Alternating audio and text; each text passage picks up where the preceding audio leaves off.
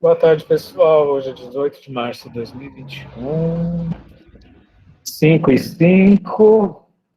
Estamos aqui para o nosso encontro, Estudos Humanistas. Hoje vamos estudar o que é a fenomenologia para Heidegger. São os parágrafos 7 e 8, certo, gente? Isso, 7 e 8. E hoje a gente tem a facilitação sempre generosa, dedicada e rigorosa do Ederson, que já faz um ano sempre se dispõe a fazer as facilitações. Estou aqui atualizando o pessoal. A Camila já acabou de passar o link para o formulário de presença. E no fim do encontro, gente, a gente vai dar uma olhada no calendário das facilitações, né? E a gente tem uma agenda aí, e é sempre bom todo mundo participar, que é um espaço de troca. E hoje, sem mais delongas, com vocês, a magistral facilitação do Ederson. Ok, deixa eu apresentar aqui. Boa tarde, pessoal. Vou tentar colocar aqui.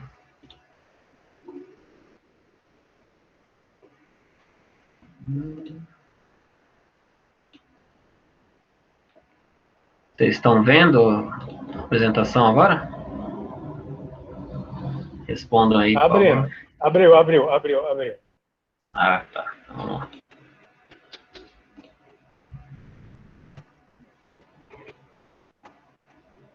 Já está aberto. Aí, ok.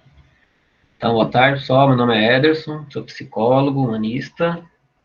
E hoje eu vou apresentar, né, fazer a facilitação aqui dos parágrafos 7 e 8 do Ser e Tempo de Martin Heidegger.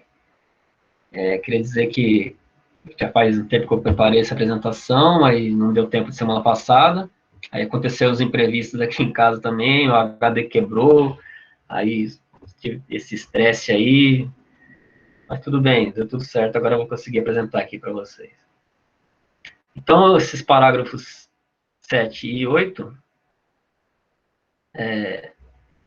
vamos falar do 7, vai falar do método fenomenológico da investigação, e o parágrafo 8 é só um sumário bem curtinho, só o sumário do tratado, né, do Ser e Tempo. Então, o parágrafo 7 está dividido em 4 partes. Primeiro, o método fenomenológico de investigação, depois o conceito de fenômeno, depois Heidegger vai tratar o conceito de logos e o conceito resultante dos dois, vai tratar o conceito preliminar de fenomenologia. Então, primeira parte, o método fenomenológico de investigação. Heidegger diz assim: aprender o ser dos entes e explicar o próprio ser é tarefa da ontologia. A questão diretriz sobre o sentido do ser, a investigação se acha dentro da questão fundamental da filosofia em geral. O modo de tratar essa questão é fenomenológico, mas não quer dizer que o tratado vise um ponto de vista ou uma corrente. Não é isso que o tratado pretende, né? A expressão fenomenologia diz, antes de tudo, um conceito de método. Não caracteriza a quididade real, ou seja, a essência, a natureza real das coisas, dos objetos da investigação filosófica, mas o seu modo, como eles são. E aqui tem mais umas coisas que eu não coloquei na apresentação, gostaria de falar também. O ser e a estrutura ontológica se acham acima de qualquer ente e de toda determinação ôntica possível de um ente. O ser é um transcendens puro e simplesmente. A transcendência do ser, do Dasein, ou presença, é privilegiada, porque nela reside a possibilidade e a necessidade da individuação mais radical. Aí eu destaquei essa frase aqui, faz parte do parágrafo do livro, que o Heidegger escreveu assim: quanto maior a autenticidade de um conceito de método, e quanto mais abrangente determinado o movimento dos princípios de uma ciência, tanto maior a originariedade que ela se radica numa discussão com as coisas em si mesmas, e tanto mais se afastará do que chamamos de artifício técnico, tão numeroso em disciplinas teóricas. Bom, estou fazendo a facilitação aqui, mas se alguém quiser interromper e perguntar, falar alguma coisa, pode falar, fica à vontade. A palavra fenomenologia exprime uma máxima. que se pode formular na expressão as coisas em si mesmo. Isso por oposição a construções soltas no ar, a descobertas acidentais, a admissão de conceitos só aparentemente verificados, e por oposição às pseudo-questões que se apresentam como problemas. Isso já foi tratado, a questão do ser, já foi tratado em parágrafos anteriores. Se preocupa muito em como fazer essas questões. Então, fenomenologia. O termo tem dois componentes, fenômeno e logos. Sendo assim, no que diz respeito à sua formação, o termo fenomenologia, assim como teologia, biologia, sociologia, tem significados como ciência de Deus, da vida e da sociedade. Fenomenologia seria a ciência dos fenômenos. Portanto, Heidegger, em seu tratado, escolhe expor a concepção preliminar de fenomenologia de duas formas. Primeiro, caracterizando o que significa cada um dos termos, fenômeno e logos. Depois, fixando o sentido da expressão resultante desses dois termos. Então, o primeiro termo, fenômeno. No tratado Ser e Tempo tem bastante palavras que estão escritas mesmo em grego, né? Isso já é um pouco em dificuldade também para entender a obra.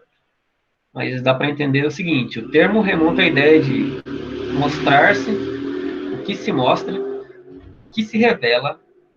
No étimo grego, remonta o sentido de trazer para a luz do dia, pôr no claro, o meio pelo qual alguma coisa pode se revelar e se tornar visível em si mesmo. Deve-se entender o significado da expressão como o que se revela, o que se mostra em si mesmo. Fenômenos constituem tudo que está à luz do dia. Os gregos identificavam como entes a totalidade de tudo o que é. O ente pode mostrar-se por si mesmo segundo sua via e modo de acesso. Existe até a possibilidade do ente mostrar-se como aquilo que ele não é. Nesse modo, mostrar-se o ente se faz ver assim como aparência, aparecer e parecer. Aqui é um termo que chama atenção também, que é a manifestação. Manifestação, enquanto manifestação de alguma coisa, não se diz um mostrar-se a si mesmo, mas um anunciar-se de algo que não se mostra. Fenômenos nunca são manifestações. Manifestações é que dependem dos fenômenos. Fenômeno é constitutivo de manifestação, no sentido de anúncio de algo que se mostra. O fenômeno pode transformar-se em aparência e manifestação também. Por exemplo, em determinada iluminação, uma pessoa pode aparecer com o rosto vermelho. Esse vermelho pode ser tomado como anúncio de febre, que por sua vez indica o distúrbio no organismo. Segunda parte, sobre logos, né? O termo é polissêmico, portanto, algumas das possíveis traduções são razão, conceito, juízo, definição, fundamento, relação, proporção. Quando se entende verdade como o que pertence propriamente ao juízo, portanto, voltando ao entendimento da tese de Aristóteles, comete-se um duplo equívoco. Em sentido grego, o que se entende por verdadeiro remete à simples percepção visível de alguma coisa. A função de logos reside em deixar fazer ver e perceber o ente. Por isso, logos pode significar razão. Logos também pode significar aquilo que em toda a interpelação e discurso já está sempre presente como fundo e fundamento. Por fim, logos também pode significar que pode ser interpelado como algo que se tornou visível em sua relação com outra coisa. Daí o significado de relação e proporção. Então, o termo resultante dos dois seria fenomenologia. Fenomenologia remete a deixar e fazer ver por si mesmo aquilo que se mostra, tal como se mostra a partir de si mesmo. Isso é o sentido formal da pesquisa que se denomina fenomenologia. Portanto, como foi formulado anteriormente, seu sentido se exprime na máxima para as coisas elas mesmas. Fenomenologia tem sentido diferente de outras terminologias, como teologia, sociologia, biologia. Essas evocam os objetos de suas ciências, evocam os seus objetos de suas ciências em seu conteúdo quantitativo, ou seja, na sua essência real. A fenomenologia não faz isso. ela se refere ao modo como se demonstra e se trata o que nesta ciência deve ser tratado. O modo e o como se demonstra. Ciência dos fenômenos significa apreender, ou seja, compreender, que pode ser entendido também, os objetos de tal maneira que se deve tratar de tudo que está numa discussão, numa demonstração e procedimentos diretos.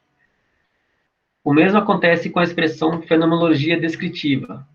A expressão passa a ter ideia de afastar toda determinação que não seja demonstrativa. Que, portanto, no sentido privilegiado e em seu conteúdo mais próprio, exige tornar-se fenômeno, é o que a fenomenologia tomou como para objeto do seu tempo. Fenomenologia é necessária justamente porque, de início, na maioria das vezes, os fenômenos não se dão. O conceito oposto de fenômeno é encobrimento. Existem diferentes tipos de encobrimento dos fenômenos. Um fenômeno pode manter encoberto por nunca ter sido descoberto. Então não há nem conhecimento nem desconhecimento. Um fenômeno pode estar entulhado, ou seja, foi descoberto e voltou a encobrir-se. Em sentido fenomenológico, o fenômeno é somente o que constitui o ser. E ser é sempre um ser de um ente. Em seu conteúdo, a fenomenologia é a ciência dos entes. É a ontologia. Ontologia, seu tema principal é presença, ou Dasein. Portanto, ente dotado de um privilégio ôntico e ontológico. O Dasein é um ente dotado de um privilégio ôntico e ontológico. A verdade fenomenológica é a abertura do ser é veritas transcendentales. As investigações a seguir só são possíveis na base estabelecida por Russell, cujas investigações lógicas fizeram nascer a fenomenologia. A compreensão da fenomenologia depende unicamente de se aprendê-la como possibilidade. Sobre a, entre aspas, falta de beleza da análise, deve-se observar. Uma coisa é fazer um relatório narrativo sobre os entes. Outra coisa é aprender o ente em seu ser. Para essa segunda, faltam, na maioria das vezes, palavras e gramáticas. Achei muito forte essa frase. Então, no parágrafo 8, sumário do tratado, Heidegger fala assim: a questão sobre o sentido do ser é a mais universal e mais vazia. É necessário um fio condutor concreto a fim de obter um conceito fundamental e se delinear uma conceituação ontológica por ele exigida. É na presença que se há de encontrar o horizonte para a compreensão e possível interpretação do ser. A elaboração da questão do ser se divide em duas tarefas, segundo Heidegger. E cada uma dessas duas tarefas existe uma divisão em 3 seções. Vamos ver aqui. A primeira tarefa, a interpretação da presença da Zen pela temporalidade e a explicação do tempo como horizonte transcendental da questão do ser. Esse é o nome da primeira parte do livro. Na primeira sessão, teremos análise preparatória dos fundamentos da presença. Na segunda, o da Zen presença e temporalidade. Na terceira, tempo e ser. A segunda tarefa, intitulada Linhas Fundamentais de uma Destruição Fenomenológica da História da Ontologia, seguindo-se o fio condutor da problemática da temporalidade. Então, em 3 sessões também. A primeira vai estudar a doutrina kantiana do esquematismo e do tempo como estágio preliminar da problemática da temporalidade. Segunda sessão, fundamento ontológico do cogito sum de Descartes e a introdução da ontologia medieval na problemática da res cogitans. Na terceira sessão, tratado de Aristóteles sobre o tempo como critério de discriminação da base fenomenal e dos limites da antiga ontologia. É isso. Só foi isso aí. Muito obrigado, Ederson, como sempre, muito generoso, muito dedicado. muito caprichoso, no bom sentido da palavra. Quem quer compor, gente, as falas, esse é o momento das partilhas. O que teve sentido para vocês, seja da facilitação do Ederson, seja do que vocês leram antes? O Márcio já está colocando no chat. Obrigado, Ederson. Ajudou muito a entender o capítulo e os slides. Li com eles do lado e facilitou muito. A Gabriela também está parabenizando. Esse recurso do slide eu acho muito didático, né, gente? Né?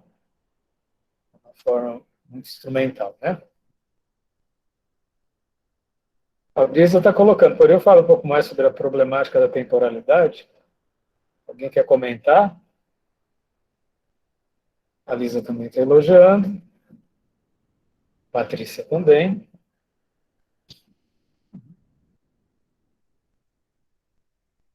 Recomendo quem está assíncrono, porque tem gente que acompanha assíncrono, ou quem chegou um pouquinho atrasado, que depois assista desde o começo, porque foi uma sequência de slides assim, muito motivadora. Né?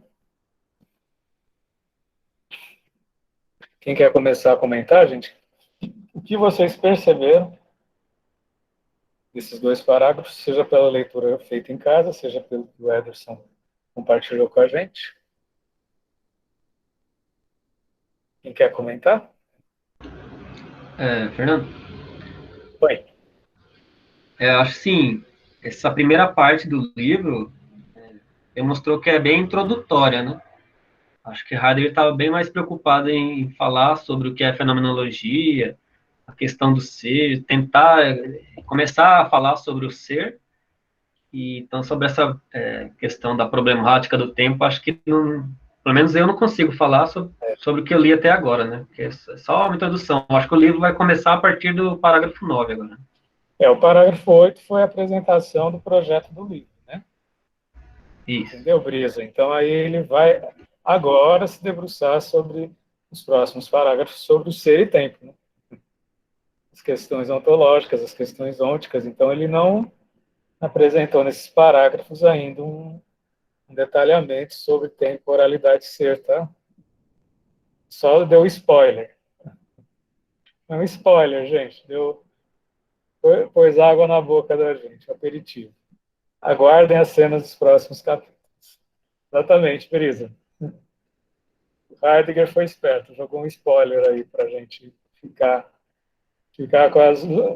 aguçado. Assim. Guardemos os próximos capítulos. E aí, gente, esses dois parágrafos são fundamentais, eu achei brilhante, pois mostra a questão do que é fenômeno. É claro que não é algo límpido. A gente sempre tem que pensar que descrever o vivido é uma opacidade. Que é cristalina é você traçar a categoria racional, um caixotinho, fica tudo no seu caixotinho, parece que está tudo certinho, mas não está tendo acesso à dimensão do vivido. Por isso, se vocês tiveram alguma... O Heidegger mesmo, numa certa parte, fala, pode parecer confuso falar de fenômeno, né? Descrever fenômeno, mas o nosso momento aqui é para a gente compartilhar essa opacidade para a gente se conjugar a partir dessa experiência, né? Quem quer começar a comentar, gente? O Enzo está colocando, está indagando, né, a questão da temporalidade em relação ao tempo. Rodolfo, quer falar? Eu acho interessante na parte que fala sobre a... Nossa, estava pensando em falar, agora deu branco, mas quando a parte do encobrimento, que o fenômeno é o contrário do encobrimento, é a demonstração, né? Eu achei isso legal, que quanto menos encobrimento, mais autêntico a pessoa é, mais autêntico o fenômeno é. Isso me chamou a atenção durante a leitura. Rodolfo, faço coro com você, porque e até jogando uma sementinha aí para a gente conversar. O que parece um método fenomenológico tem sérias implicações éticas na construção da nossa experiência enquanto ser, né? E que isso repercutiu em vocês? Camila levantou a mão. Oi, Eu tinha levantado a mão para comentar sobre aquela questão da hermenêutica que a gente tinha conversado, né, para compartilhar com o grupo, mas aí o Rodolfo falou uma coisa, eu tava tentando achar aqui, porque eu fiz uma anotação aqui durante a minha leitura, mas eu não estou achando aqui a parte em que eu pensei sobre isso. Mas era sobre a questão do verdadeiro também, né? Mas enfim, eu não tô achando. Eu vou procurar, depois eu comento. Aqui ela me mandou um WhatsApp na semana, pedindo um esclarecimento. Eu falei, uma questão tão interessante, traz para o grupo. Pega o trechinho, está lá no WhatsApp, Camila. Tá lá no WhatsApp. Não, essa eu até achei. Era outra questão que era sobre o verdadeiro, né? Mas essa eu acho que eu consigo achar.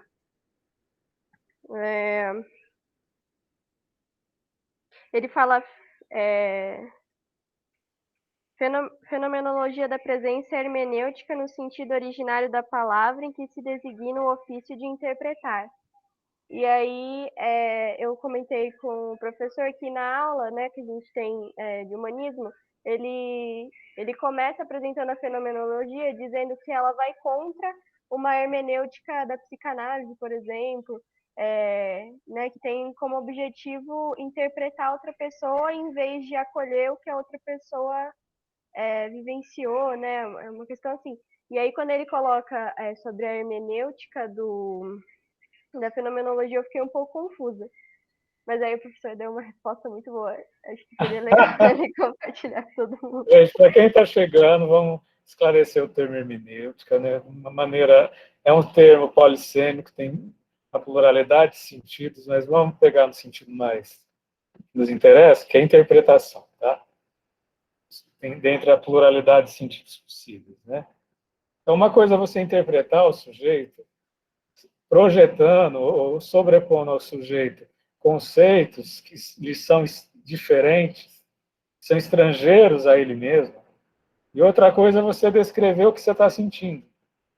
Usar da linguagem, da cultura, para descrever a tua experiência. Sem se remeter a conceitos como inconsciente, recalque, repressão, né? Que é a camada interpretativa de alguns saberes, como, por exemplo, a psicanálise. No módulo, inevitavelmente, em sala de aula, eu faço contraponto com psicanálise. Né? Como certamente o professor de psicanálise vai fazer contraponto com humanismo. E, enfim. Mas aí, a Camila, muito, muito inteligentemente, perguntou, mas o Heidegger está falando que é a hermenêutica do vivido, né? Como é que é isso? Né? Aí eu expliquei para ela o seguinte, por mais que você descreva o que você está sentindo, mais que seja fidedigna a tua descrição dos teus sentimentos, mesmo a mais fidedigna descrição dos teus sentimentos, não vai dar conta do fenômeno enquanto experiência. O que você vive não se reduz à mais fidedigna das palavras. Entendeu? Por isso mesmo a descrição do vivido também é uma hermenêutica. Entendeu? Vocês entendem? Já a experiência é inominada. Eu estou aqui com vocês, eu posso depois fazer um relato maravilhoso dos afetos que eu estou sentindo, mas a descrição maravilhosa dos afetos que eu estou sentindo com vocês não dá conta do vivido, de estar com vocês. Entendeu? Né? Então, assim, mesmo a mais fidedigna descrição do vivido ainda é uma hermenêutica. É quando você vai transpor em palavras, né, aquilo que você sente, aquilo que você vive, a tua presença. A presença é irredutível, mesmo a melhor ética fenomenológica, ao maior rigor fenomenológico. Tá? Por isso, embora não seja uma intencionalidade interpretativa, você criar conceitos sobre o teu vivido, mesmo que a tua descrição seja mais para a par com o que você sente, ela ainda vai ser hermenêutica, entendeu? Ela ainda vai ser hermenêutica porque o que você vive na tua vida não cabe em palavras, entendeu? Entendeu? Agora imagina você às vezes todo mundo tem dificuldade de dar conta do que sente. Ainda você vai colocar um conceito em cima, entendeu? Aí fica mais difícil ainda. Yara, por favor. Não, é porque nessa colocação que você faz, quando eu faço a hermenêutica do vivido, entra as minhas representações sobre esse vivido. Né? Sim. Né? Quer falar mais, Yara? Tá não, é o seguinte, é porque dizer que assim, eu estou penando nas leituras, é um livro difícil pra caramba, mas eu tenho aprendido com a leitura e com os nossos encontros o cuidado que eu preciso ter com o outro, né? Esse ser que às vezes eu interpreto mais doente, né? Mas como tem este ser. Eu acho que isso tem sido o que eu tenho aprendido das leituras. Aí, Fernando, eu não tenho um caminho na fenomenologia, né? Estou chegando agora, mas eu tive uma dúvida nessa questão do fenômeno. Então, pelo que eu entendo, o fenômeno é o objeto da fenomenologia. E este fenômeno, ele diz respeito ao ser e diz respeito ao ente. Enquanto ser, não sei se eu estou embolando, esse fenômeno enquanto ser, ele é o que pode ser mostrado. E, enquanto ente, é aquilo que eu vejo, aquilo que se mostra. Será que baguncei? Será que eu estou entendendo ou será que eu estou bagunçando? Alguém quer comentar, gente, antes que a minha ansiedade ocupe espaço aí? Vocês têm que me segurar abrindo a fala, porque senão eu já vou ocupando espaço. Alguém quer comentar? Eu encontro, gente. Se puder repetir um pouquinho do final. Eu tive dúvida em todo o tempo que estava falando, a questão do fenômeno. Eu tive dúvida, né? Então, a minha dúvida inicial é se esse fenômeno, se ele pode ser tomado, né, como objeto da fenomenologia, né, desta hermenêutica. E eu tive dúvida em relação a esse fenômeno. O que diz respeito a esse fenômeno? Se ele diz respeito ao ser, se ele diz respeito ao ente, ou se ele diz respeito aos dois. E se tem uma separação, enquanto eu faço tomo como objeto da fenomenologia o fenômeno em relação ao ser, esse ser é o que pode ser mostrado, e se esse fenômeno, enquanto objeto em relação ao ente, é o que se mostra, ou enquanto ele se mostra. Só quem quer compartilhar, antes que a minha ansiedade ocupe espaço. Eu gostaria de compartilhar. Letícia, por favor. O Heidegger, ele fala muito sobre uma questão que toda consciência é consciência de algo, né? Que para que algo exista, a gente precisa ter consciência daquilo que existe, né? O mundo só existe porque existe uma consciência para pensar sobre esse mundo, né? Então, acho que quando ela coloca essa questão de se todo ente também é um fenômeno, eu acredito que não, né? Porque os objetos, eles não têm consciência, né? De como nós, né, seres, temos consciência. Então, eu acho que talvez a resposta nesse sentido seria não. Porque um objeto, o Heidegger, ele fala, né, que a diferença, na própria diferença, acho que fica muito implícito isso, né, o ser e o ente, porque o ente, ele já é criado com um objetivo, né, enquanto nós, seres humanos, precisamos construir, né, o sentido da nossa experiência. Então, eu acredito que essa questão de fenômeno, de aparição, como Heidegger fala, né, de abrir, de se mostrar, acredito que só nós, seres humanos, né, podemos ter essa aparição, essa abertura mesmo, né, de sentido, porque os objetos não têm abertura de sentido, né, só os seres humanos. Então, acho que vai um pouco por aí.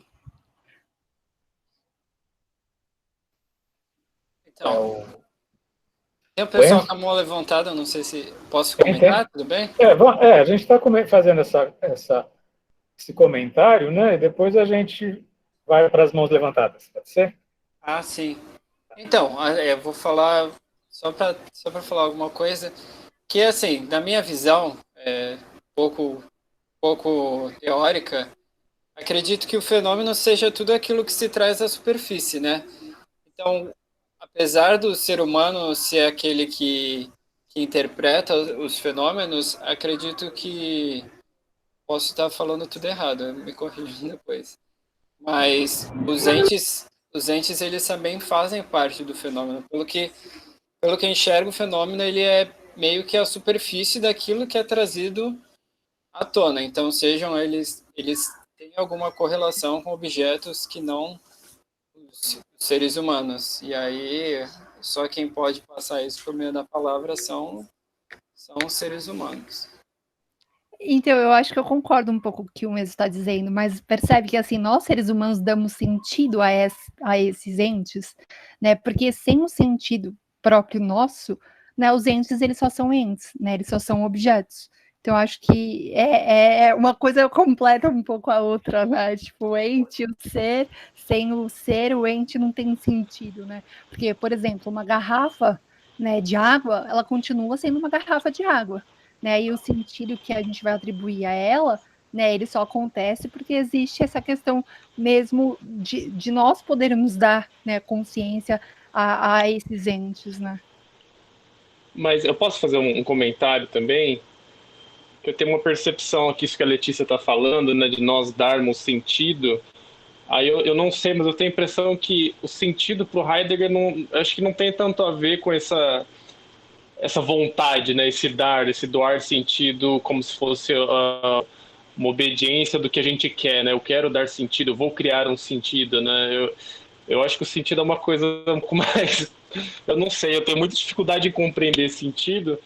E eu concordo com o que a Letícia diz, mas eu fico receoso, assim, se talvez fique implícito que nós possamos dar sentido voluntariamente às coisas, né? Eu acho que o sentido ele não se dá nessa volatilidade, eu acho que é a palavra, né? Não sei se faz sentido. Pelo que eu entendi, se eu puder comentar novamente, o sentido ele se dá através da hermenêutica, né? Que nem o Heidegger ele fala que o sentido é uma direção. E aí, para quem está interpretando o sentido, ele vai ver a direção daquilo que está sendo dito, mas que nem o André falou, parece que não é algo assim tão simples de falar, é esse o sentido, e pronto. Parece que é uma análise ontológica, né? Tem que estar sempre questionando se é aquela direção que está sendo realmente tomada. Posso só fazer uns comentários? A gente queria... Tá vendo como a gente é partilha? A Yara coloca uma interrogação, nosso coletivo, cada um vai montando mosaico, eu vou compor em mosaico com vocês, né? Yara, né, pegando o conceito-chave até aqui, fenômeno é aquilo que se mostra. Tá vendo esse celular aqui? Ele se mostra, de certa forma, mesmo enquanto criação humana. Ele tem vou falar um neologismo, ele tem uma mostridade, né? Ele está aqui, ele se mostra. Mas é que nem a Letícia falou, né? Ele não se interroga, ele só se interroga no filme do Walt Disney, tá? No Toy Story, entendeu?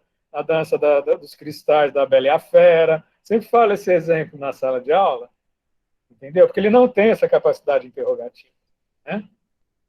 Quem se interroga para quê? Para que eu sou? Quem eu sou? É o humano. Por isso ele não é um ente como todos os outros, como a gente já viu nos primeiros parágrafos, né? Ele é um ente também enquanto existente. Todos nós somos entes, tá, gente? Só que o status... Ente é tudo que existe, nós existimos. Só que existe uma dimensão ontológica do ser humano, que é essa capacidade de se interrogar sobre a sua presença, tá? É um ser interrogativo, o celular não se interroga. O teu bichinho de estimação, ele pode ter uma percepção do mundo, mas ele não tem uma capacidade simbólica interrogativa como a gente reconhece, né? Talvez se o homem um dia sair do seu antropocentrismo, ele vai eventualmente compor um outro tipo de simbologia de linguagem com os animais, mas ainda a gente não atingiu isso. Tá? E uma coisa importante da gente diferenciar, isso baseado desde Russell, a questão da intencionalidade que surgiu no que se refere à consciência dele. Né? Intencionalidade a gente tem que dividir entre duas concepções. Uma, quando a gente no senso comum está acostumado a reconhecer intencionalidade como ter vontade, voluntariedade, como se fosse um ato de um sujeito que exerce a sua vontade diante do mundo, diante de todos os objetos. Isso é o que a gente tem no sentido do senso comum, tá? E muitas vezes no sentido psicológico também. Agora, a intencionalidade, do ponto de vista fenomenológico, é você estar em relação aos objetos, tá? Eu estou aqui numa relação de intencionalidade porque eu estou voltado para vocês. Mesmo que eu não esteja exercitando necessariamente uma concepção do que eu estou sentindo por vocês ou criando uma teoria. Intencionalidade é estar voltado para. No momento que a gente é lançado no mundo, a gente está voltado para o mundo. Voltado para um encontro de entes, de seres que se intercomunicam através da intersubjetividade, dos encontros. Né? Isso que emerge dos encontros. Então, nesse sentido, isso faz coro tanto com a fala da Letícia, como com o André, quanto com a fala do Enzo, entendeu? Que existe consciência é uma consciência nesse movimento da gente estar lançado no mundo. Não é necessariamente eu tenho vontade de olhar para vocês. Não é isso. Eu estou lançado nessa perspectiva para vocês. No momento que acabar a reunião, eu fecho essa perspectiva e vou estar lançado para esse livro aqui que está na minha frente, que eu vou ler, por exemplo. Tá lançado para esse copo que eu estou tomando meu suco. Entendeu? É uma intencionalidade de presença. Né? E por isso, ainda compondo com a fala da Yara, aquilo que se mostra. O ser humano é o seu próprio ser que se mostra nessa relação, que aí eu componho com uma compreensão que eu tive em função dos nossos encontros, e são inclusive também que se consolidou hoje, que essa verdade transcendental, né, da fenomenologia, né, pensando que o transcendental é o fato de estarmos lançados no mundo. Isso para mim não estava claro, tá, gente? Isso é muito bom. Olha que eu li esse livro faz um tempo que eu dou aula sobre ele. O transcendental é fenomenológico. A gente está acostumado com o transcendental metafísico, como o Enzo mesmo colocou, né, como se fosse um plano das ideias, um plano mais voltado para o absoluto. Não, transcendental é o próprio movimento da gente estar vivo, da gente estar lançado no mundo, se atualizando a cada instante. Né? E por isso é um movimento da presença. Tá? A consciência necessariamente, aí eu quero compor, pegando a fenomenologia do Merleau-Ponty, isso eu até já compartilhei em outros momentos, é uma consciência perceptiva. Tá? É da gente estar presente. Não é uma coisa de um cogito racional. Não é que eu estou aqui olhando para vocês e vendo cada quadrinho de vocês no Google Meet. Né? É a consciência da presença, do efeito de conjunto da presença. Né? E que isso não é algo assim, digamos, só. Não é o cognitivo, tá, gente? Não é uma coisa que você. Aí a fenomenologia vai tanto questionar o intelectualismo, que é quando você acha que a tua verdade está na tua cabeça, ou como o empirismo, que a verdade está em objetos e você analisa o objeto perdendo a questão do contato da presença. Né? Mas isso já é até um outro tema do Merleau-Ponty, no caso que esse encontro está me evocando. Eu mesmo falo hermenêutica do vivendo, né, gente? Então, entenda essa questão ética, né, gente? Quando você se predispõe a descrever aquilo que se aparece para você, de você na sua relação com os outros do mundo. Isso faz coro com a fala da Yara, quando ela diz a implicação ética que a leitura desse texto está tendo, mesmo que o texto seja meio complicadinho, né? Mas desperta um afeto ético, né, gente? Deixa eu só passar as questões, as mãozinhas levantadas, a gente... O Enzo coloca com muita propriedade, a verdade não pode ser dita. Se é dita, não é verdade. Entenda isso, né? Como é que é isso, gente? Eu vou levar para casa para pensar nos próximos 120 anos de vida. Estou programando ver mais 120 anos. Entender que a verdade não se reduz à palavra, é o que a gente diz dela, né?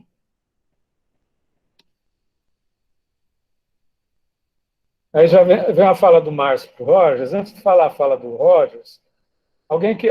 As mãozinhas levantadas, André, você quer comentar, André? Eu gostaria de comentar, acho que agora a sua frase ainda até acrescentou a minha dúvida, que, né, professor, você comentou agora como é que foi a sua fala, que a verdade não pode ser reduzida em palavras, é isso? Sim. E aí eu me lembro de uma citação do Heidegger, que eu não sei onde está, talvez seja no Ser e Tempo, não me lembro, que ele fala que a linguagem é a morada do homem.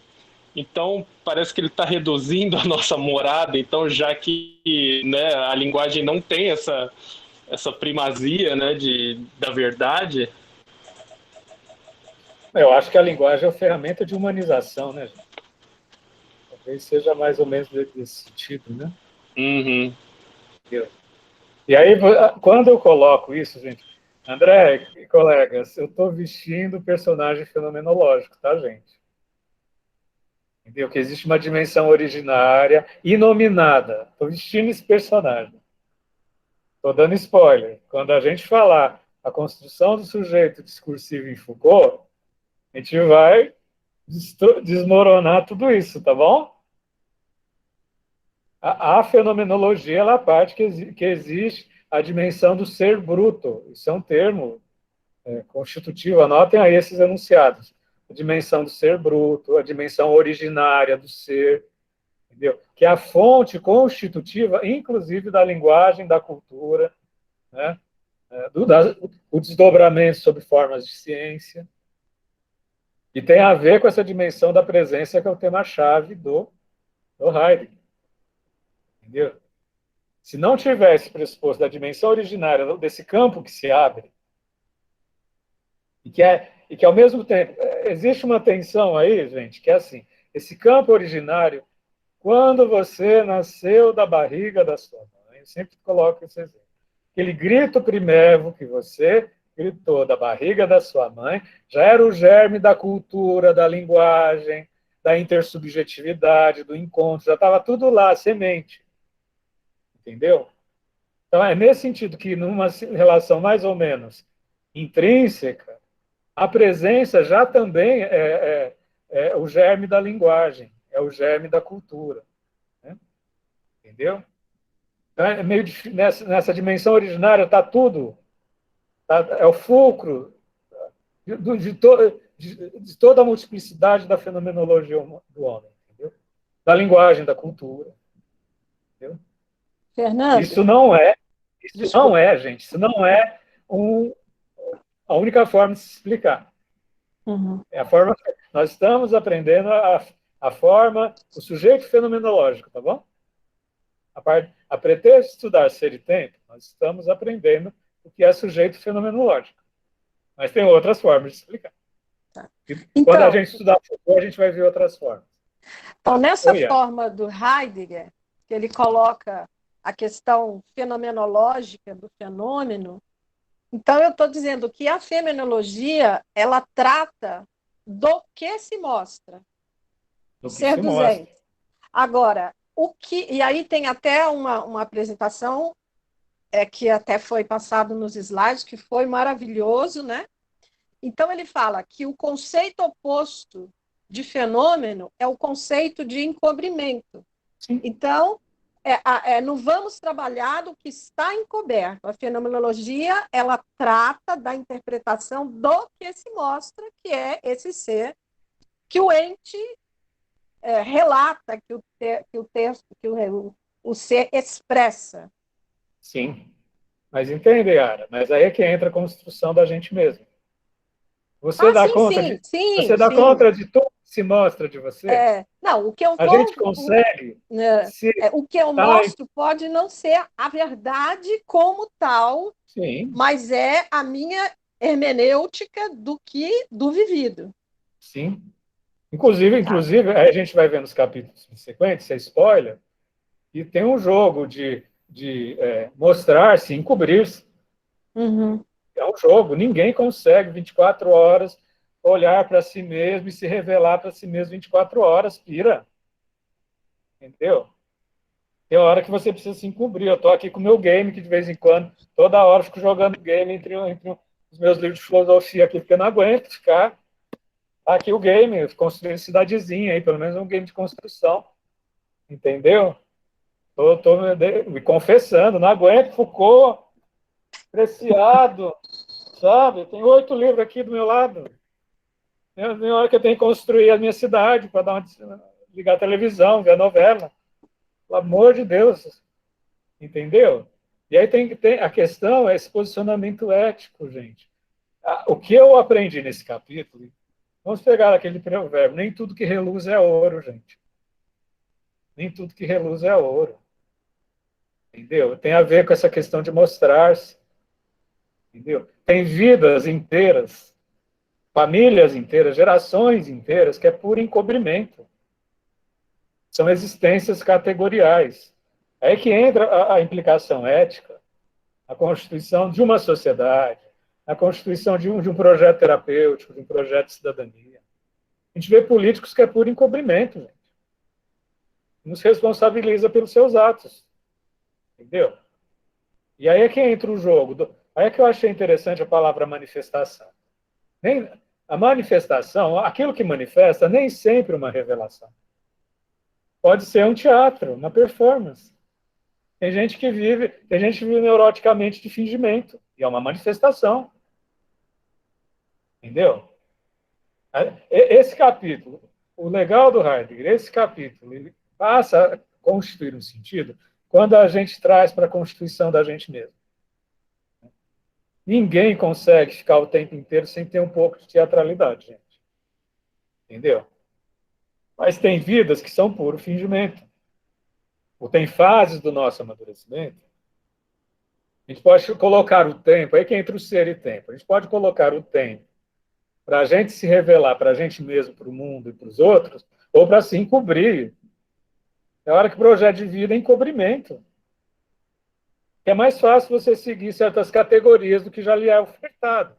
É que entra em relação ao capítulo da semana passada, a tradição. A tradição nos oferta categorias sociais, né? E a partir daí a gente pode se encobrir, já que todo mundo se encobre, e segue, já que muita gente se encobre, né, vou colocar assim, né?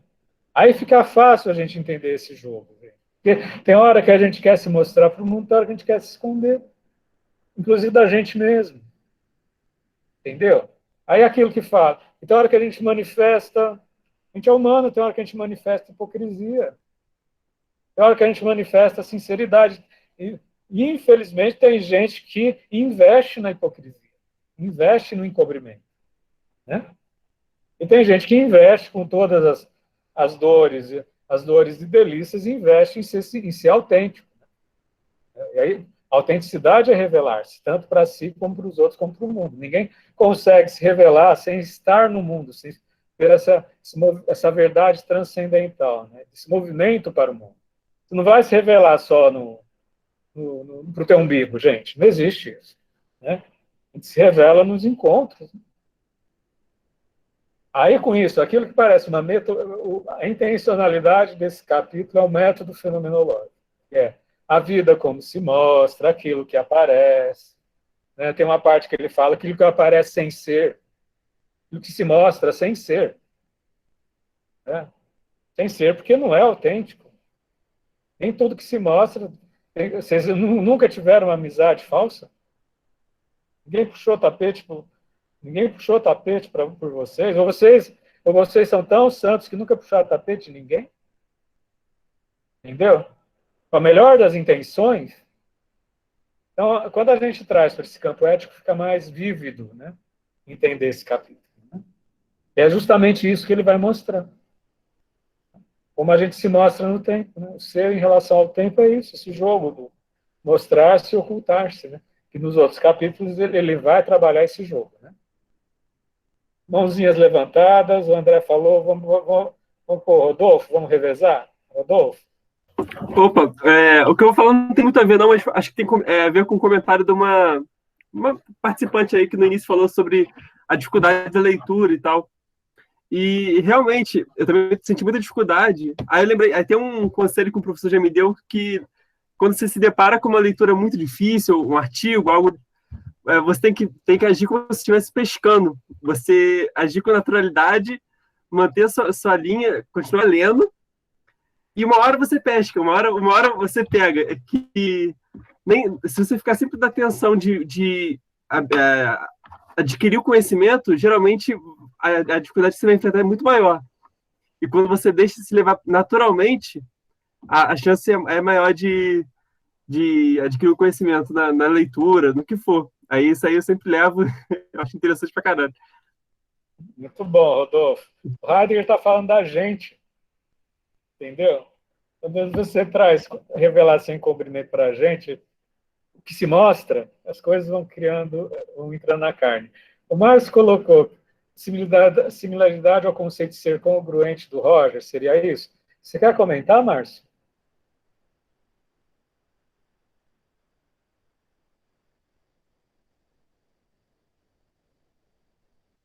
Porque o conceito de congruente é ser par a par, tá, gente? Para quem não leu Rogers, na relação psicoterapêutica, congruente é você sair do seu trono de psicólogo e estar olho no olho com o sujeito, né? Estabelecer uma relação de igualdade, né? Está dizendo que isso tem um viés fenomenológico. Se o Márcio quiser comentar, só abrir para conversar. A Letícia colocou, acredito que sim, Márcio, porque a congruência leva em conta a experiência do paciente. Heidegger denomina como redução fenomenológica. Redução fenomenológica quanto resgatar essa dimensão do vivido. A Letícia tem feito partilhas maravilhosas.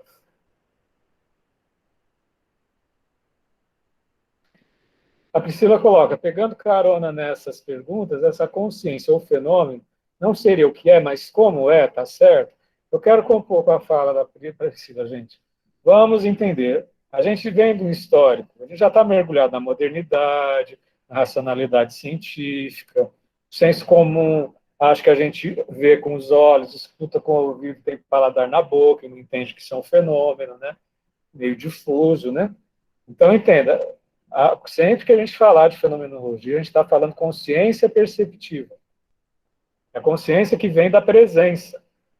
Eu estou aqui presente com vocês, vivendo essa experiência, e ao mesmo tempo eu estou criando uma racionalidade do que eu estou sentindo. Eu posso até, depois de vários encontros, criar um artigo conceitualizando nossos encontros, mas o vivido é o primado, né? A gente precisa entender, é diferente de consciência cognitiva, ou consciência intelectual, entendeu? É uma verdade racionalizada a partir das suas ideias na cabeça. Intelectual, as ideias estão contidas a verdade está contida nos conceitos que ele tem na cabeça. É um conceitualismo. Isso quer ser intelectual, tá? Nós que somos cientistas fenomenológicos, nós partimos de uma consciência perceptiva a partir da presença que traz no seu germe a semente do intelecto, da racionalidade, da linguagem, mas é a partir da presença, tá, gente? Nós vamos afinar o nosso vocabulário. Fenomenologia trabalha a consciência perceptiva, tá? Enquanto a modernidade, Descartes, cartesianismo, trabalha consciência intelectual, a verdade está na mente, tá? Isso é uma questão da gente ajustar os nossos conceitos. Conforme a Letícia bem falou, a intencionalidade da consciência, toda consciência é consciência de algo, tá? E aí é que a gente entra, até eu peço para a Letícia se ela está partindo do viés intelectual, como a mente que capta essa consciência, ou então no sentido da intencionalidade, como eu coloquei do ponto de vista fenomênico, que é você estar em relação aos objetos, tá? É presença, tá? E nesse jogo, uma se relaciona com a outra, porque quando você está em relação com objetos, você também cria teorias, ideias, conceitos sobre os objetos. Parece complicado? Não, você está diante das pessoas sentindo as pessoas, né, gente?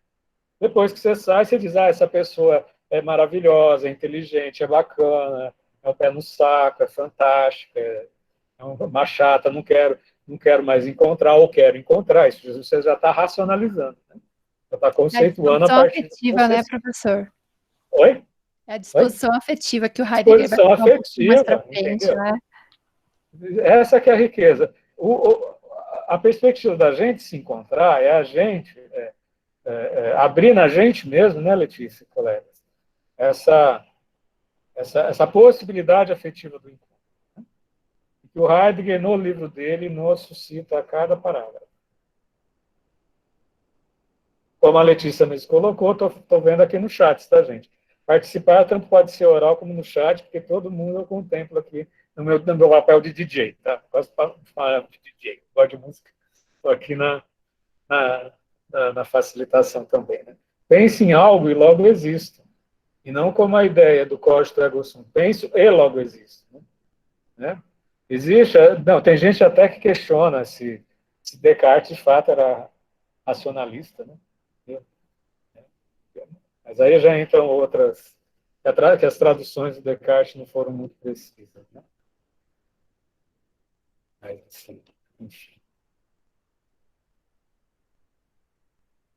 O Richard está falando de colocações que concorda com o que eu disse, eu falei várias coisas, né? E aí, dentro dessa reflexão, quem tem a consciência da coisa, as pessoas ou o universo, né? Entendeu? Como é que entra a questão do... A gente vai ver no transcurso dos capítulos, tá, Richard, colega? Acho que existe a questão da presença como constitutiva da realidade. Isso tem um efeito ético até de resistência, né? Como é que é você afirmar tuas percepções, teus sentidos, né?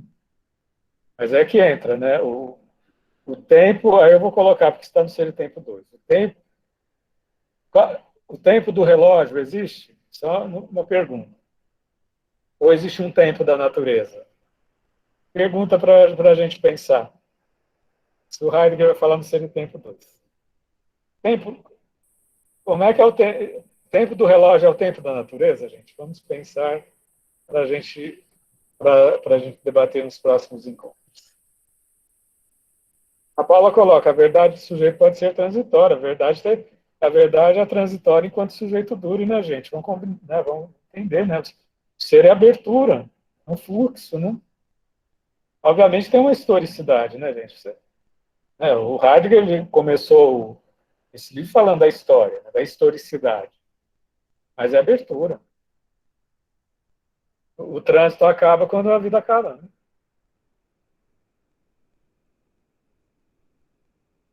Meio que movimento, aí que tá. Gente, vocês estão fazendo umas composições aqui no chat muito legais. Vocês estão conversando entre vocês, isso é ótimo. Karen coloca, essa coisa dos limites das palavras sempre me lembra de Lacan. Não tem nenhuma propriedade para falar do autor, mas sei que tem algo sobre a angústia de não conseguir elaborar na linguagem tudo que está dentro de si. Aí a gente está falando de outros sujeitos, né, gente? A Karen está mostrando um exemplo, né, gente? A gente está tendo aula de sujeito fenomenológico.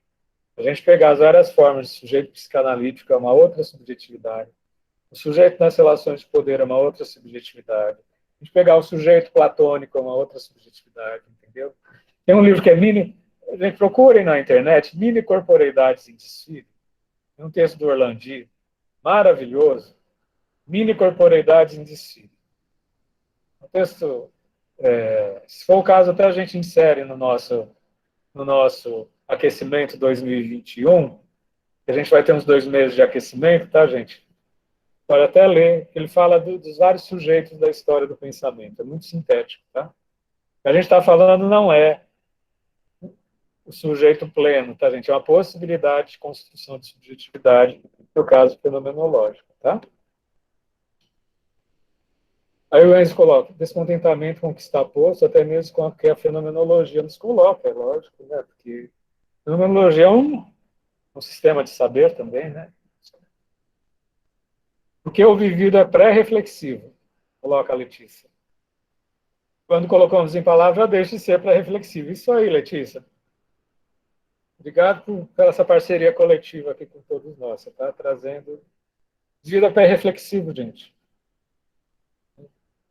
Existe, assim, a possibilidade da gente se aproximar da gente mesmo através do que a gente descreve fidedigamente através da fenomenologia, né?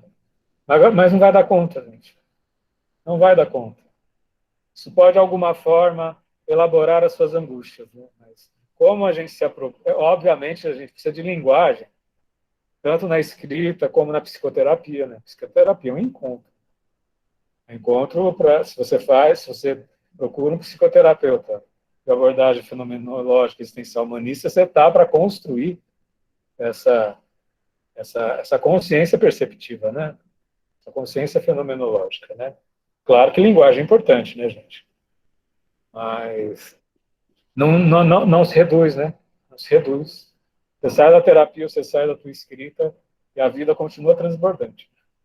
Continua transbordante. Alexandre coloca, a manifestação pode ocorrer no jogo entre encobrimentos. Se mostrar é um jogo. Estava certo é isso, Alexandre, é jogo.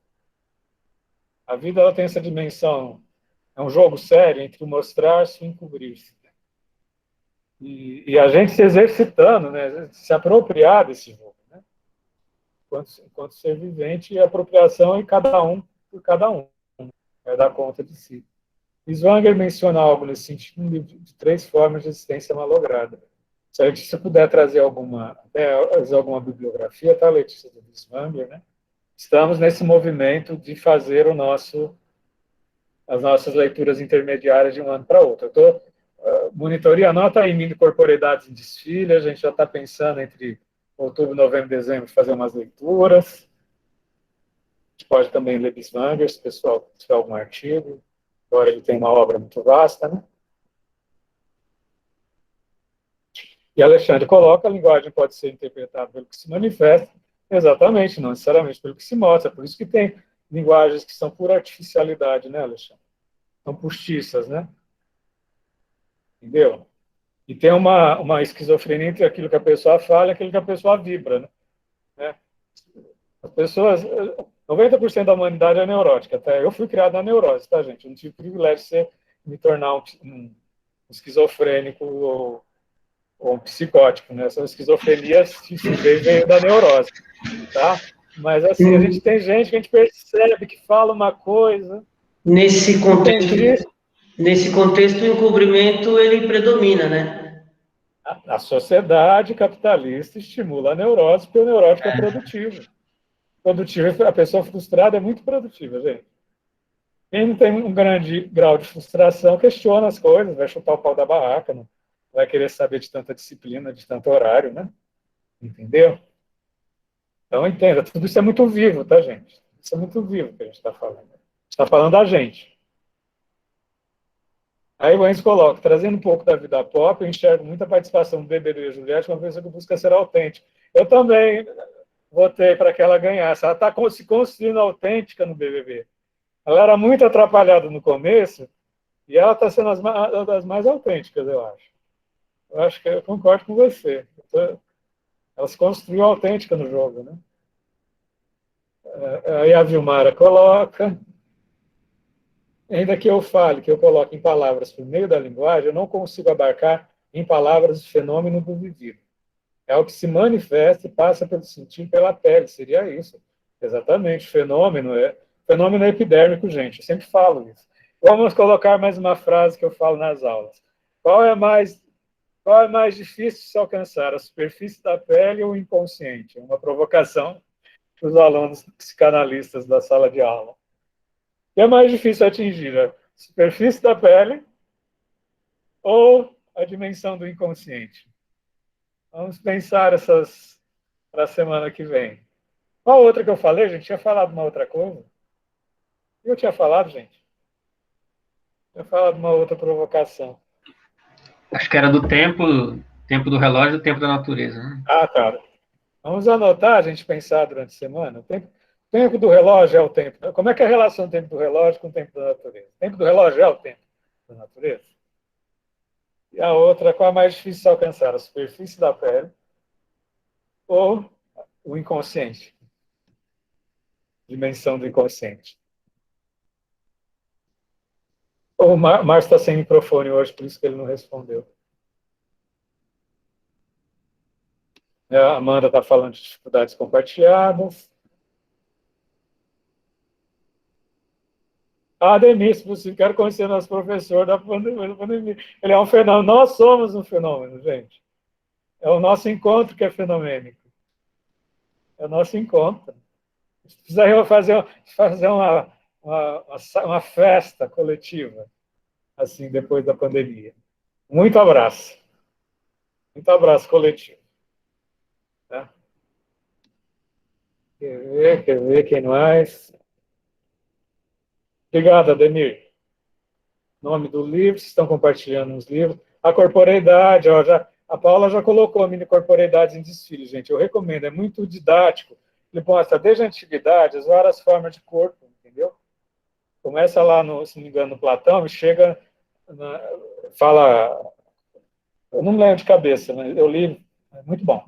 Platão, Aristóteles, Bergson, Descartes, Kant, fenomenologia em geral, né? Depois chega nos contemporâneos, que é Foucault, Deleuze, entendeu? É muito, muito didático. A Letícia coloca, pré-reflexiva, acredito que seja bem isso.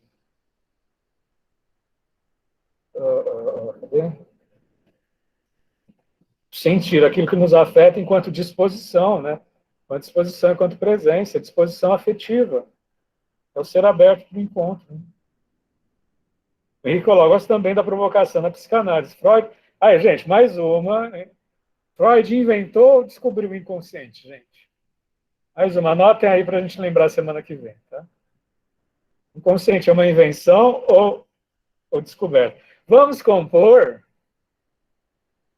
o fenômeno, a invenção ou a descoberta? Vamos compor. Não sei se é para a semana que vem, mas isso a gente vai entender quando a gente estudar o Foucault, semestre que vem. Parece tão, assim, natural, né, gente? Presença. Né? A vida que se mostra. Será que é tão natureza assim, pessoal? Vamos, né? Uma provocação. O tempo está dentro de cada um de nós. Essa questão da temporalidade que magistralmente o Heidegger, a gente vai começar a se incorporar nessas nossas leituras. A Letícia levantou a mão. Oi, professor, se me permite, o Richard, ele colocou uma pergunta, né, se há 25 minutos atrás, deixa eu pegar ela aqui, se permite me responder, que ele perguntou assim, e aí dentro dessa reflexão, quem determina a consciência das coisas, as pessoas ou o universo, né? Eu acho que é legal a gente colocar, né, responder mesmo esse questionamento dele, porque pode acontecer um pouco da questão da psicanálise, né, que a psicanálise coloca o objeto e o sujeito cindido, né, aquela cisão entre sujeito e objeto, né, a fenomenologia, ela já vai dizer, né, o Heidegger mesmo, ele coloca que não existe essa cisão, né, entre sujeito e objeto, porque aí tem um pouco daquela questão que o professor mesmo mencionou, da intencionalidade da consciência. Então, assim, o mundo só existe porque existe uma consciência para pensar, né? Tem até uma brincadeirinha aqui que um professor na época da faculdade fez, né? Que fala assim, se cai uma árvore, né, no meio do deserto, né? Existiu som? Né? Não existiu som, porque não teve ninguém para ouvir esse som.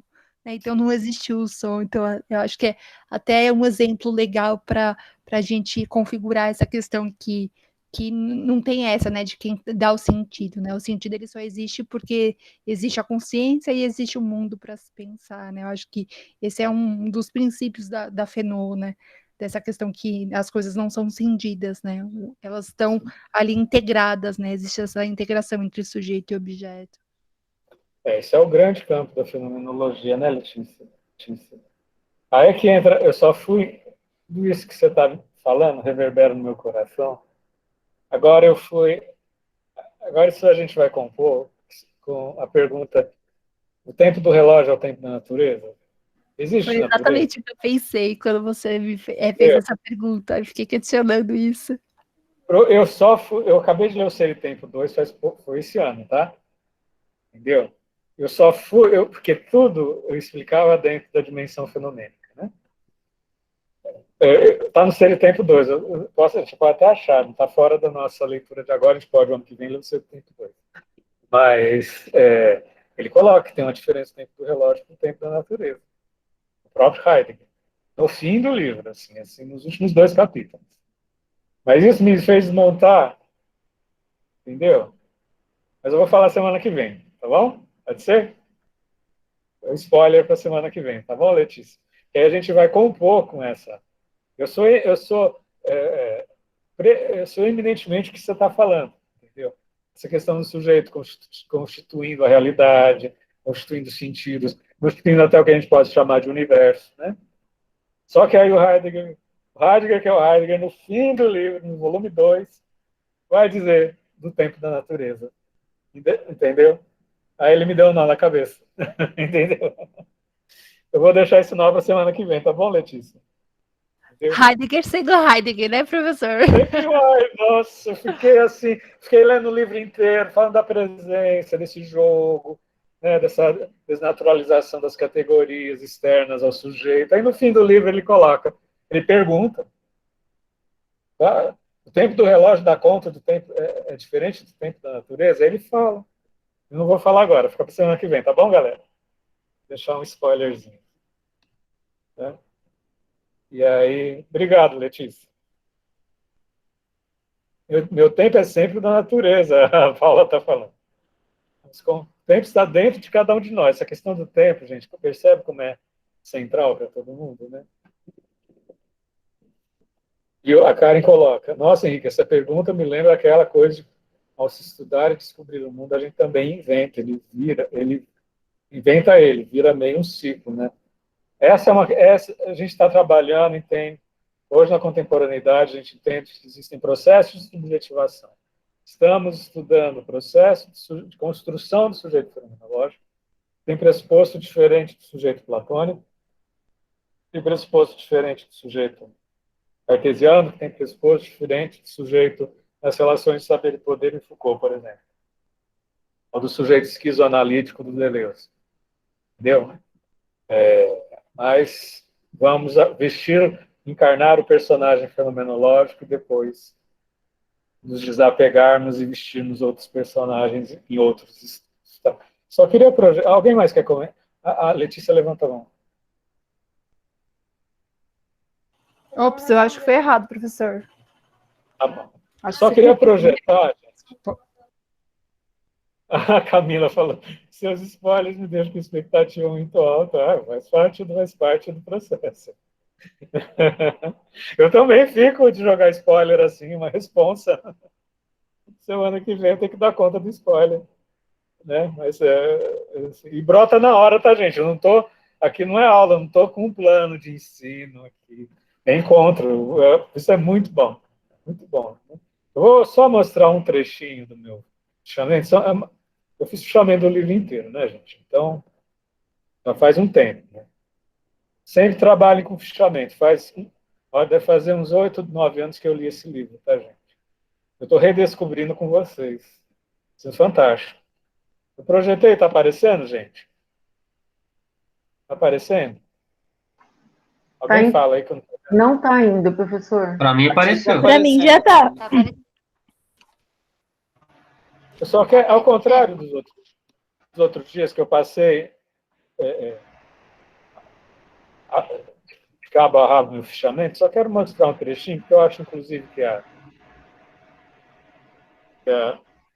o slide foi maravilhoso, foi apresentado.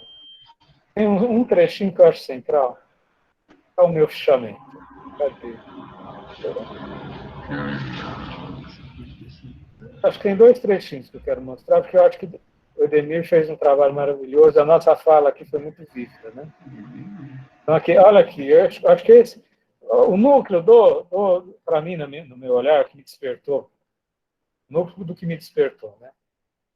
Anunciar-se, não mostrar-se em si mesmo, né? Nem sempre aquilo que se anuncia. Né? Tem gente que se apavoneia no mundo e não se mostra, né? Anunciar-se não quer dizer mostrar-se, né? Eu achei esse capítulo muito ético, gente, isso que me despertou. Né? Despertou questões éticas, não é nem do método, né? Aqui seria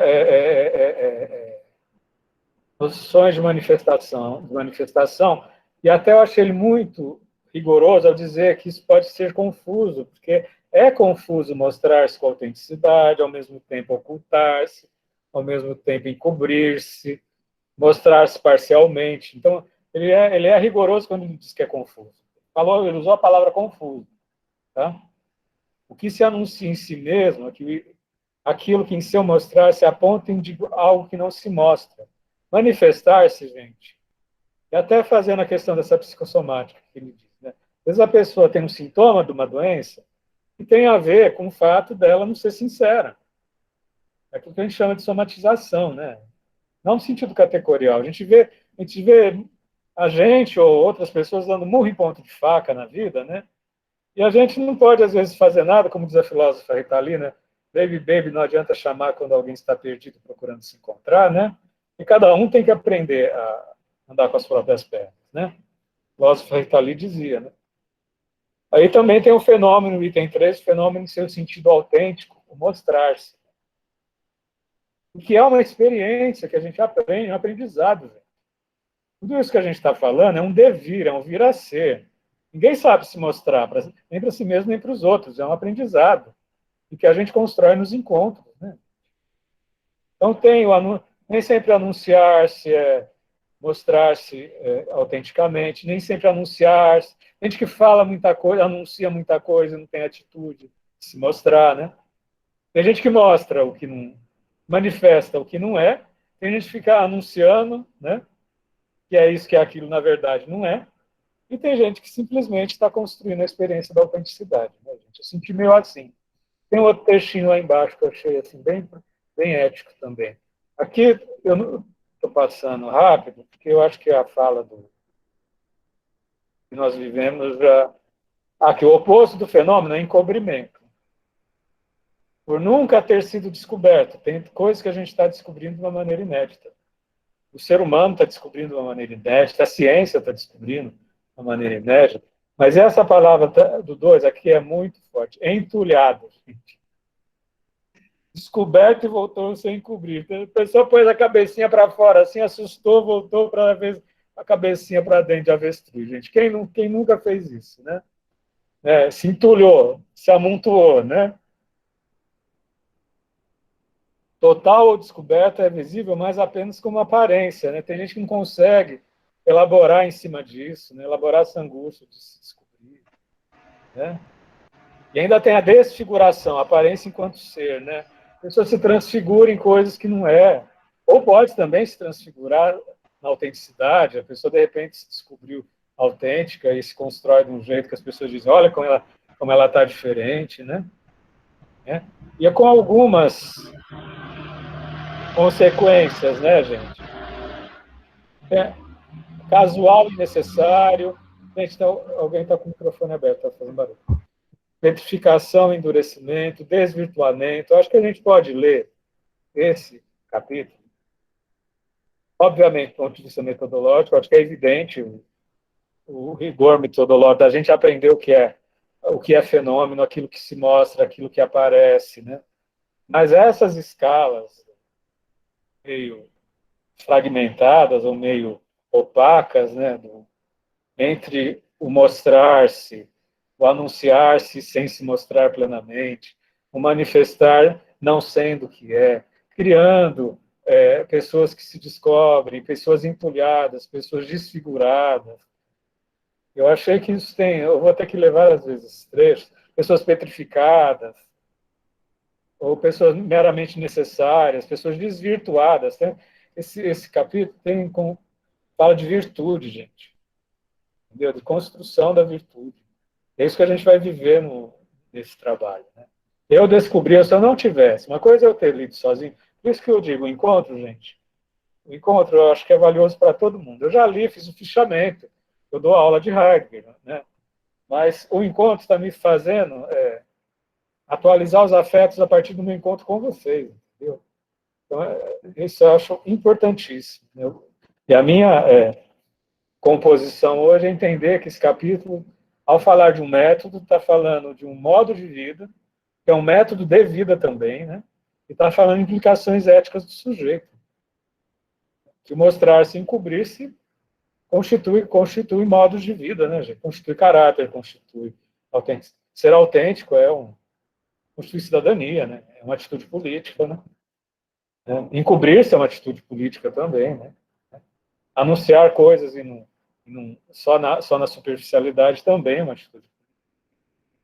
Enfim, acho que esses 2 parágrafos, que são uma dezena de páginas, têm implicações éticas profundas. Eu estou muito feliz de me conscientizar perceptualmente com vocês. Tá. Se alguém quiser comentar, enquanto isso eu estou olhando aqui no chat para retomada das falas.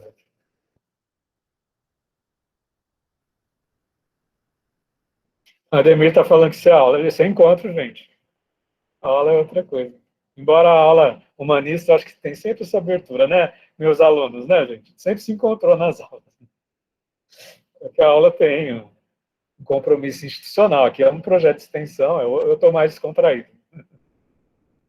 O Enzo coloca, é um medo de se vulnerabilizar, é lógico, gente. Numa sociedade ortodoxa, né?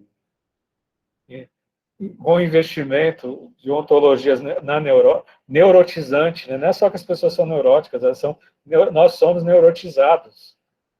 Nós somos normatizados na neurose. Entendeu? Um certo arranjo formal, né? Um jogo de sinais muito pré-estabelecido, muito mecânico, né? Vai falar de autenticidade, né? Vão nos achar louco. Já nos acharam, né? Já nos acharam, acham e acharão, né? Entendeu? É o preço que se paga, né? Isso tem a ver com preço, com escolhas de vida. Que também o Heidegger vai falar de escolhas. É que entra, gente. Estou dando alguns spoilers, né? Traçando hoje a gente traçou essa base metodológica e ética, eu acho que é isso que eu venho compor com vocês, enquanto modo de vida, para depois as várias figuras, né? Mostrar-se, várias possibilidades, sujeito ontológico, na relação enquanto ente, enquanto ser. Sempre lembrando, gente, o homem não se reduz a coisas, não é um ente entre outros, né? Ele tem essa capacidade interrogativa, esse lançar-se, essa abertura, essa presença. Porém, a gente pode tender a ser uma coisa. Pode se objetificar, a gente pode ter relações objetais, a gente pode tentar se reduzir a ser uma coisa, a tratar os outros como uma coisa, e a ter 2.500 mortes por dia e certos governantes, né, dando resposta como se fossem coisas, né? Não seres que estão morrendo, né? Obrigado, Eponira. Você também é maravilhosa, Eponira. Já temos uma história de 1 ano. Então é isso, gente. Estamos encaminhando para o nosso final. Antes da gente finalizar, do ponto de vista administrativo, Márcio, você está aí, tem como projetar a nossa tabela de facilitação? Atualizar para todo mundo ter consciência? Dá para projetar? Dá, Márcio? Márcio é responsável pela tabela.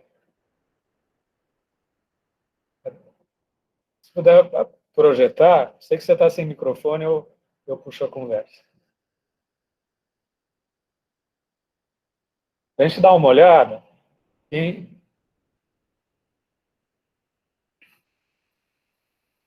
Então, pessoal, a gente tem... Vamos baixando, Márcio. Olha, já está preenchido. A gente tem o Márcio semana que vem.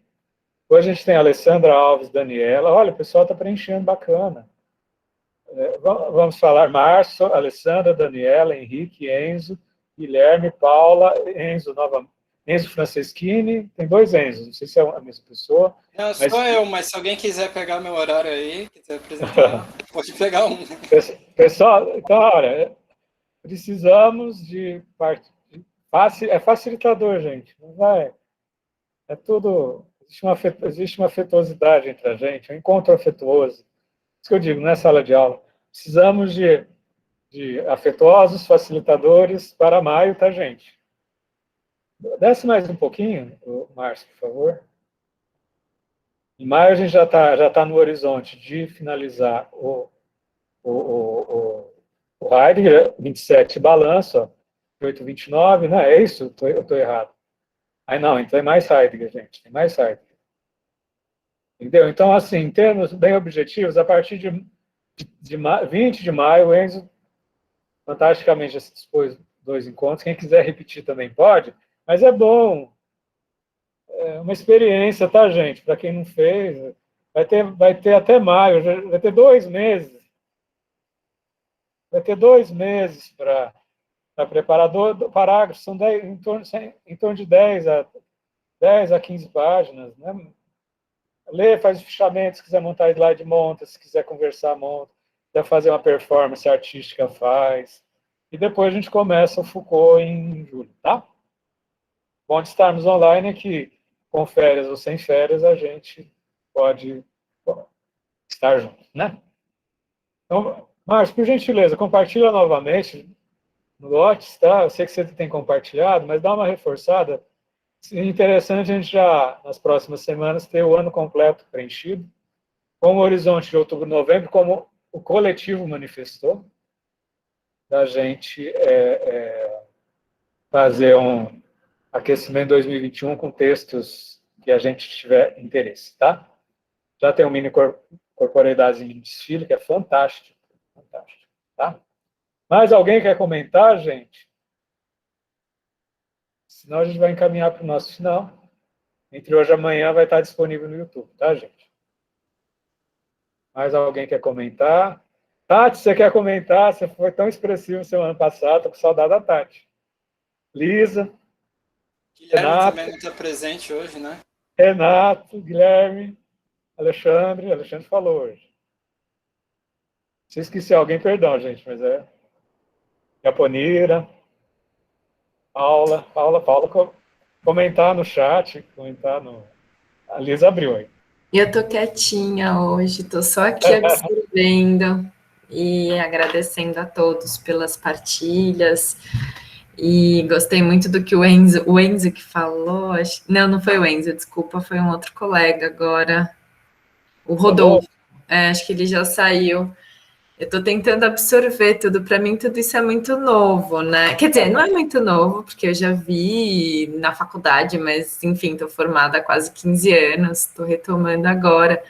Por isso que eu estou meio na moita, assim, de fazer uma facilitação para todos vocês, assim, de um texto tão profundo e com tantos conhecimentos que vocês têm, assim, não sei se eu agregaria tanto nesse momento, mas vou esperar mais um pouquinho, me sentir mais confiante com o tema. E aí eu divido com vocês. Mas muito, muito grata por estar aqui com todos vocês.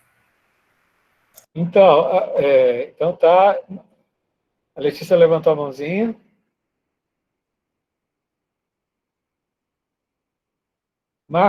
Pessoal do Whats, monitoria a Suelen, quem está no Whats, tá? Quem puder passar o link do Whats, tá? Eu acho que é isso, gente. É sempre muito bom renovar reflexões. Encontro é sempre inominável, certo? Sem palavras, é o maior elogio que eu posso compartilhar com vocês. Sem palavras para o nosso encontro. Então tá, até semana que vem, grande abraço, estou finalizando a gravação, quem quiser conversar, estamos aí, tá? Passam uma boa semana. Semana que vem, peraí, Márcio, quais são os parágrafos? Semana que vem? De gravar? Márcio? Deve ser professor. Oi, Camila. Quando se é facilitador, é a gente que escolhe ou tem que seguir o cronograma? Não, pode escolher. Escolhe, tem Foucault, Merleau-Ponty, Foucault, Heidegger. Dê uma olhada nos 2 livros, gente. A dica que eu dou, tem que fazer com sentido, né? Tenha sentido para você. Olha os 2 livros, já veja Vigiar e Punir e Heidegger, e preencha os parágrafos que forem interessantes ou os capítulos do Foucault que forem interessantes. Ou até os 2, tá, gente? Porque às vezes a pessoa quer facilitar o Heidegger, também quer facilitar o Foucault, tá? Semana que vem são de 9 a 11, tá, gente? Parágrafo de 9 a 11. Tá? o Márcio está compartilhando a tabela de facilitação, e a Camila, é importante, não se esqueçam de constar a presença de vocês, tá? A Camila acabou de passar novamente, tá, gente? Vocês têm até as 20 horas para preencher o formulário de presença. Grande abraço a todos, todas e todos. Boa semana. A gente se vê semana que vem. E escutem essa aula no YouTube. Entre hoje e amanhã eu vou disponibilizar, tá bom? Abração. Valeu, pessoal. Abraço, professor. Abraço. Até mais. Valeu.